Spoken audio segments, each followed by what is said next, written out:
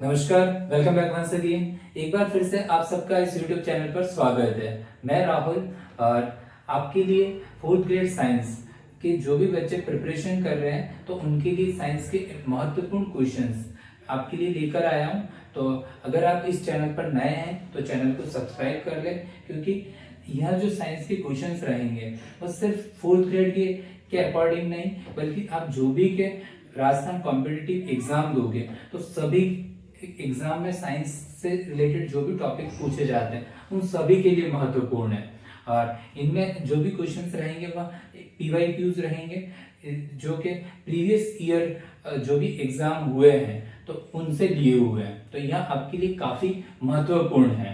तो सबसे पहले तो आप चैनल को सब्सक्राइब कर लें और अब हम इस सीरीज को शुरू करते हैं। तो चलिए, महत्वपूर्ण जो सीरीज है फोर्थ ग्रेड साइंस के लिए, तो चलिए शुरू करते हैं। तो सबसे पहला क्वेश्चन देखते हैं कि मधुमक्खी पालन को क्या कहा जाता है। क्वेश्चन आपके लिए क्या है? मधुमक्खी पालन को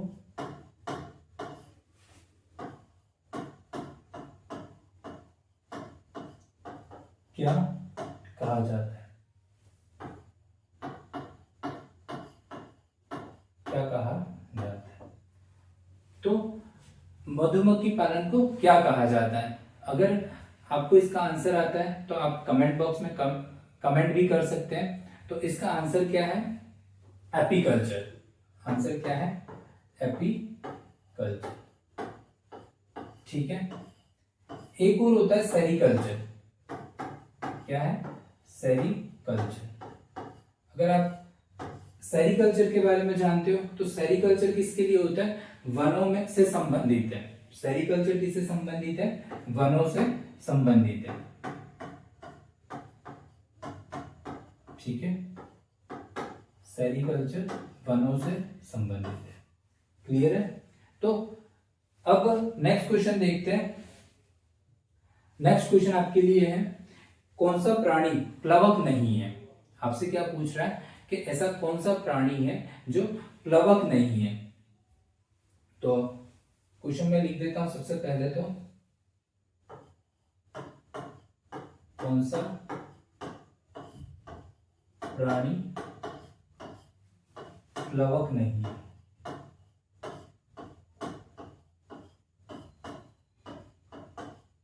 ठीक है, तो इसका आंसर क्या है? युगलीना। क्या है? युगलीना। इसका आंसर क्या है? युगलीना। यह पादप जगत और प्राणी जगत दोनों के बीच की क्या है? योजक कड़ी है। इसको हम क्या बोलते हैं? पादप जगत व प्राणी जगत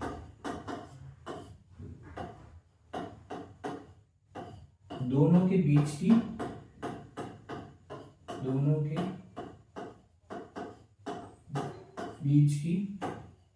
योजक कड़ी। योजक कड़ी का मतलब होता है कि इसमें पादपों की तरफ भी क्या पाए जाते हैं? लक्षण पाए जाते हैं, और जंतुओं की तरफ भी क्या पाए जाते हैं? लक्षण पाए जाते हैं। एक तरह की लिंकिंग डिवाइस है। ठीक है, तो यानी कि ये प्रकाश संश्लेषण भी कर सकता है। पादप जगत और प्राणी जगत से अगर लिंक कर रहा है तो इसमें प्रकाश संश्लेषण की भी क्रिया होगी। तो इसी वजह से हमने क्या कहा, लेकिन इसमें क्या नहीं है? प्लवक नहीं है।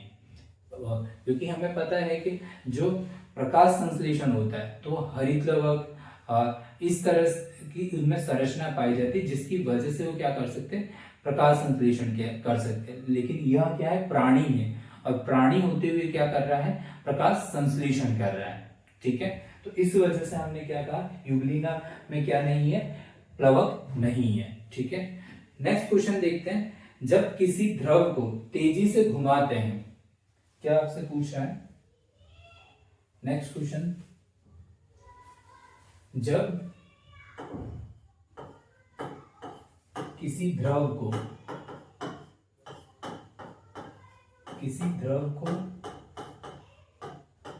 तेजी से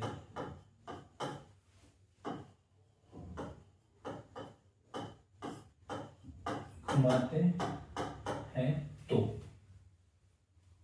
सघन कण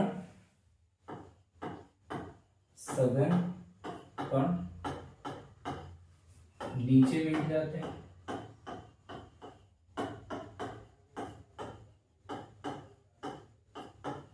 सघन कण नीचे बैठ जाते हैं और हल्के कण ऊपर रहते हैं, और हल्के कण ऊपर रहते हैं। ठीक है, ऊपर रहते हैं, किस सिद्धांत पर कार्य करता है?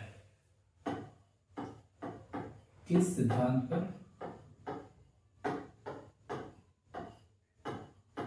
कार्य, किस सिद्धांत पर कार्य करता है?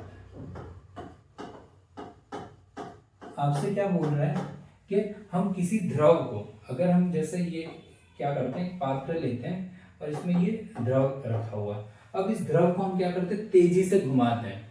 इसको क्या करना है, तेजी से हम क्या करना है, घुमाना है। तो जो सघन कण होंगे, डेंस होंगे या भारी होंगे, वो तो क्या हो जाएंगे, नीचे बैठ जाएंगे, जबकि जो हल्के कण हैं वो क्या हो जाएंगे, ऊपर रहते हैं। तो ये जो क्रिया हुई, तो उसको हम क्या कह रहे हैं कि ये किस सिद्धांत पर कार्य करता है? तो इसको कहा जाता है सेंट्रीफ्यूगेशन या अपकेंद्रण।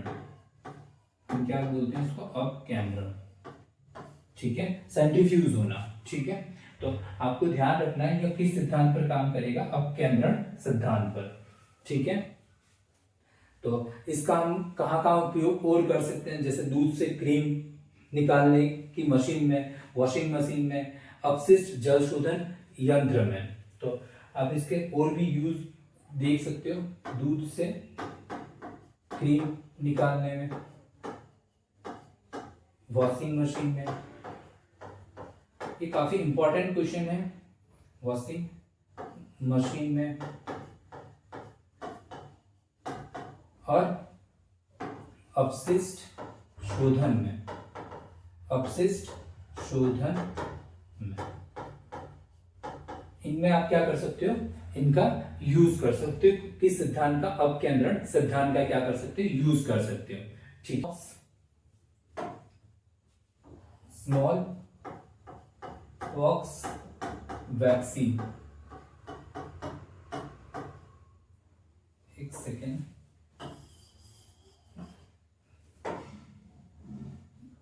नेक्स्ट क्वेश्चन है स्मॉल पॉक्स वैक्सीन किसने बनाई, किसने बनाई? तो किसने बनाई, एडवर्ड जेनर ने, एडवर्ड जेनर ने। ठीक है, आंसर क्या है, स्मॉल पॉक्स वैक्सीन किसने बनाई, एडवर्ड जेनर। कब बनाई, 1796। इन एडवर्ड जेनर को ही हम क्या बोलते हैं, फादर ऑफ इम्यूनोलॉजी। क्या बोलते हैं, इम्यूनोलॉजी। ये इंपॉर्टेंट है एग्जाम पॉइंट ऑफ व्यू से भी। तो आपको ये जितने भी क्वेश्चंस मैं बता रहा हूँ वो प्रीवियस ईयर जो भी एग्जाम हुए हैं तो उनमें पूछे हुए क्वेश्चंस हैं, तो आपके लिए काफी वेरी इंपॉर्टेंट क्वेश्चन है, तो यह आपको अच्छे से याद रखने हैं। ठीक है, नेक्स्ट क्वेश्चन देखते हैं कि क्विक सिल्वर किसको कहा जाता है, क्विक सिल्वर, क्विक सिल्वर किसको कहा जाता है? तो क्विक सिल्वर किसको कहा जाता है, Hg, मरकरी किसको कहा जाता है, Hg मरकरी, या आप कह सकते हो पारा। ठीक है, नेक्स्ट क्वेश्चन है नेशनल केमिकल लेबोरेटरी कहाँ है, नेशनल केमिकल लेबोरेटरी कहाँ है, national chemical national chemical laboratory कहाँ है? तो कहाँ है? पुणे। कहाँ है? पुणे। ठीक है। इसके बाद एक क्वेश्चन आपको दे रखा, nail polish remover. Nail polish remover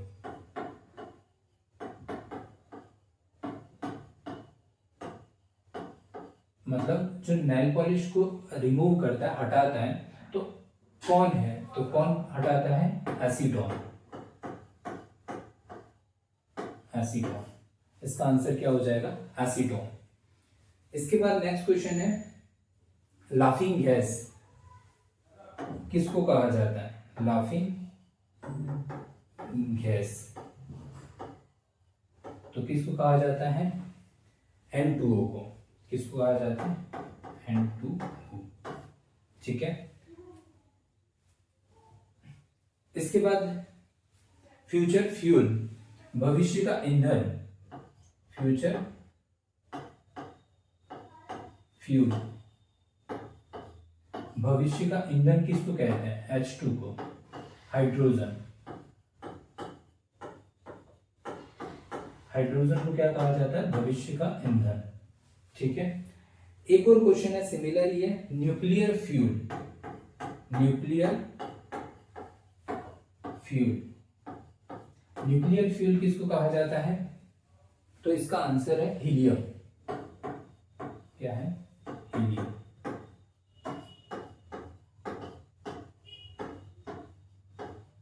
helium. ठीक है। इसके बाद कुछ मात्रक आप दे रखे हुए हैं जिनको हम क्या कर लेते हैं, ये एग्जाम पॉइंट ऑफ व्यू से काफी इंपॉर्टेंट है कि मात्रक से रिलेटेड हमेशा एग्जाम में क्वेश्चन पूछे जाते हैं। तो जैसे सबसे पहला दे रखा है चुंबकीय फ्लक्स। चुंबकीय फ्लक्स, तो इसका मात्रक क्या है? वेबर। ठीक है, इसका मात्रक क्या है? वेबर। इसके बाद है विभवांतर। विभवांतर, पोटेंशियल डिफरेंस, इसका क्या है? वोल्ट।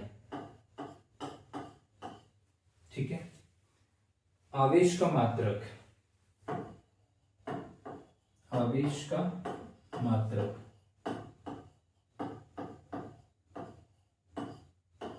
आवेश का मात्रक क्या है? कूलॉम। आवेश का मात्रक क्या है? कूलॉम। इसके बाद है आवृत्ति। आवृत्ति, आवृत्ति का हर्ट्ज।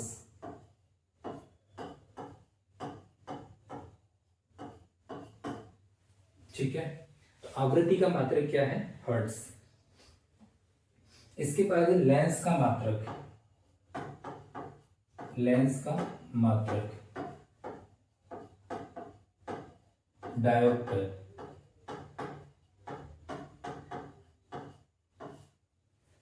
क्या है? डायोप्टर। लेंस का मात्रक क्या है? डायोप्टर। इसके बाद है बल। बल का है न्यूटन। ठीक है, ये इंपॉर्टेंट है, इसको हम क्या करते हैं इधर। ठीक है, इसके बाद है ताप। क्या है? ताप। तो ताप का मात्रक क्या है? केल्विन। इसे तो हम सेल्सियस में भी क्या करते हैं? मेजर करते हैं, फ़ारेनहाइट में भी करते हैं, लेकिन एसआई के अकॉर्डिंग क्या है? केल्विन। ठीक है। और दाब का मात्रक क्या है? पास्कल। दाब का क्या है? पास्कल। ठीक है। और विद्युत धारा का मात्रक है एम्पियर। विद्युत धारा का मात्रक है एम्पियर। तो ये कुछ एक मात्रक हैं जो आपको क्या करना है? याद रखने ही है। ये एग्जाम पॉइंट ऑफ व्यू से काफी इंपॉर्टेंट है। ठीक है, तो ये तो हमारे कुछ मात्रक हो गए। इसके बाद अपने देखते हैं, इधर आप लिख सकते हो तो लिख लो या फिर स्क्रीनशॉट ले लेना। इसके बाद देखते हैं विश्व होम्योपैथी दिवस कब मनाया जाता है। विश्व होम्योपैथी दिवस कब मनाया जाता है? तो कब मनाया जाता है? 10 अप्रैल को। कब मनाया जाता है? 10 अप्रैल। ठीक है, 10 अप्रैल को विश्व होम्योपैथी दिवस मनाया जाता है। इसके बाद है माइकोलॉजी के अंतर्गत किसका अध्ययन किया जाता है? एक और क्वेश्चन है माइकोलॉजी।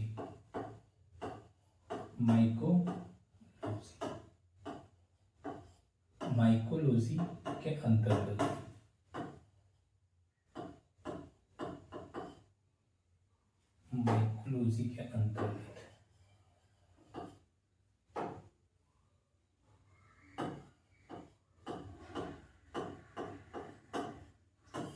किसका अध्ययन किया जाता है?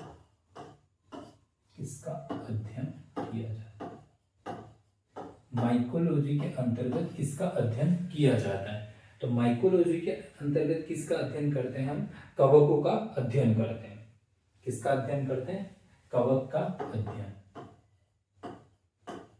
ठीक है, माइकोलॉजी के अंतर्गत हम किसका अध्ययन करते हैं? कवक का अध्ययन करते हैं। और कवक शब्द जो दिया है माइकेली ने। किसने दिया है? माइकेली, साइंटिस्ट है। ठीक है, कौन है? माइकेली। ठीक है, इसके बाद इसकी खोज करता है कवक वीटेकर। खोज करता कौन है? वीटेकर, जिन्होंने 5 किंगडम कॉन्सेप्ट दिया, पंच जगत अवधारणा। आर.एच. वीटेकर। ठीक है, आर.एच. वीटेकर। और मशरूम कवक में सर्वाधिक प्रोटीन होती है। जो मशरूम एक कवक होती है तो उसमें क्या होती है? सर्वाधिक प्रोटीन पाई जाती है। सर्वाधिक प्रोटीन मशरूम कवक में क्या पाई जाती है? सर्वाधिक प्रोटीन पाई जाती है। मशरूम कवक में क्या पाई जाती है? सर्वाधिक प्रोटीन पाई जाती है। तो इस तरीके से हमें कुछ उनसे रिलेटेड चीजें भी क्या करनी है? याद रखनी है। ठीक है, और पेनिसिलियम कवक क्या है? एक तरह से एंटीबायोटिक। पेनिसिलियम कवक क्या है? एंटीबायोटिक।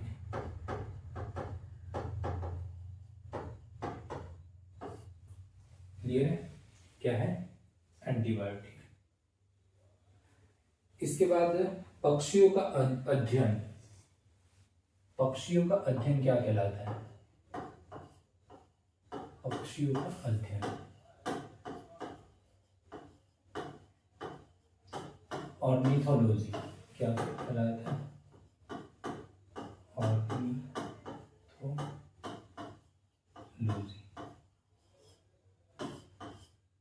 पक्षियों का अध्ययन क्या कहलाता है? ऑर्निथोलॉजी। ठीक है, और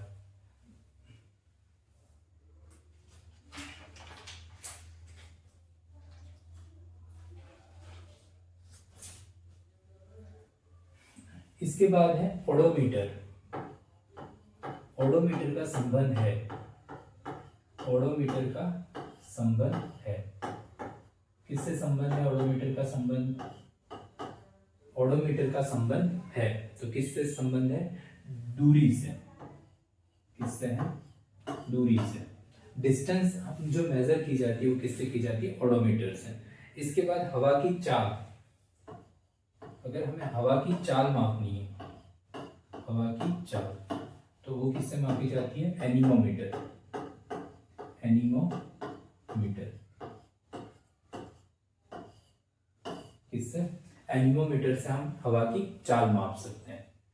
ठीक है, अति सूक्ष्म वस्तुओं के आवर्धन के लिए किस यंत्र का उपयोग किया जाता है? अब आपसे क्या पूछ रहा है? अति सूक्ष्म जो वस्तु होती है उनको हमें आवर्धित करके देखनी है तो हम किस यंत्र का क्या करेंगे, उपयोग करेंगे? तो सिंपल सा हम किसका उपयोग करेंगे, माइक्रोस्कोप का। किसका उपयोग करेंगे, माइक्रोस्कोप का, सूक्ष्मदर्शी का उपयोग करेंगे। क्लियर है?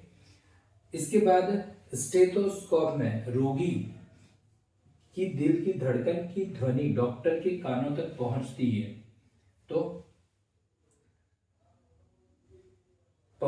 है, तो किसके कारण, मतलब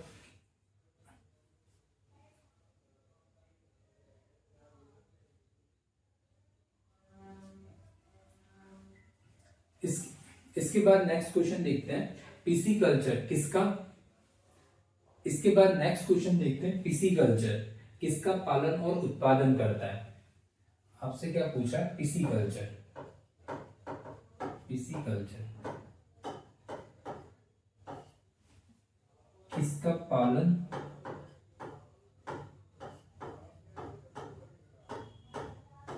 व उत्पादन से संबंधित है? तो किससे संबंधित है, मछलियों के उत्पादन से, मछलियों के।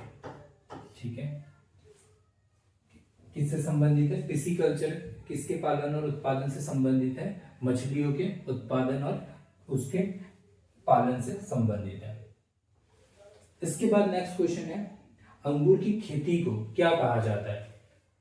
अंगूर, ग्रेप्स की खेती को क्या कहा जाता है? अंगूर की खेती को कहा जाता है विटीकल्चर। विटीकल्चर क्या कहा जाता है, विटीकल्चर। एसआई पद्धति में ताप का मूल मात्रक क्या है? अभी थोड़ी देर पहले इसका नाम आया था। तो एसआई पद्धति में हमें ताप का क्या पूछा है,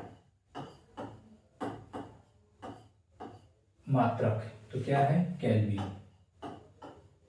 क्या है, केल्विन। और किससे लिखते हैं, के से।